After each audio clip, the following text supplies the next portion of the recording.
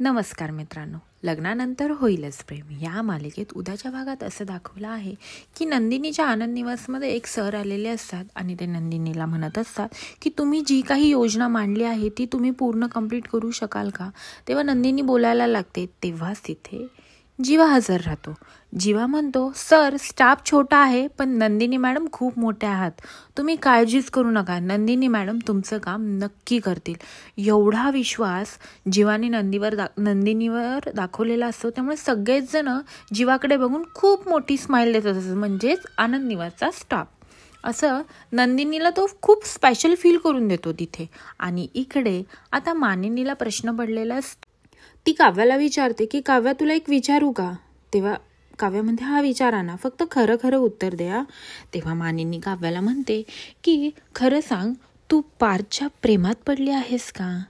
तेव्हा तेव्हा काव्या म्हणते काय म्हटलात, पार्थच्या प्रेमात पडली आहेस का तू. असं बोलल्यानंतर ना आता काव्या 2 मिनिटं शांत होते आणि काव्या उत्तर देते की गेल्या महिनाभर त्यांनी माझ्यासाठी खूप केलं आहे आणि मी त्यांना खूप त्रास दिला आहे.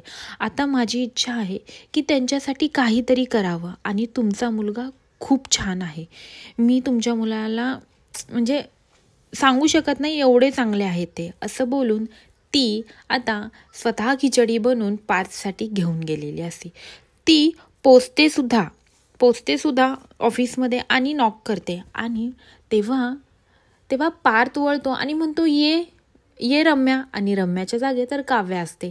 काव्या एवढी सुंदर आणि छान दिसते आणि आत येते ऑफिसमध्ये आल्यानंतर ना आता पार्थ तिच्याकडे असं एकदम छान बघत असतो आणि काव्या पण त्याच्याकडे एकदम सुंदर अशी स्माईल देते आणि म्हणते आज मी तुमच्यासाठी डबा घेऊन आलेले आहे.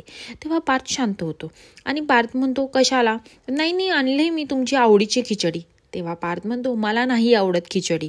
तेव्हा तिथे काका येतात, पिऊन काका, आणि तेव्हा ते म्हणतात की सर धरा कॉफी. तेव्हा पार्थ त्यांना म्हणतो काका तुम्हाला खिचडी आवडते का, आवडत असेल तर हा डबा घेऊन जा. आणि का आता एवढी मेहनतीने आणलेली काव्यानी खिचडी पार्थ काही खात नाही.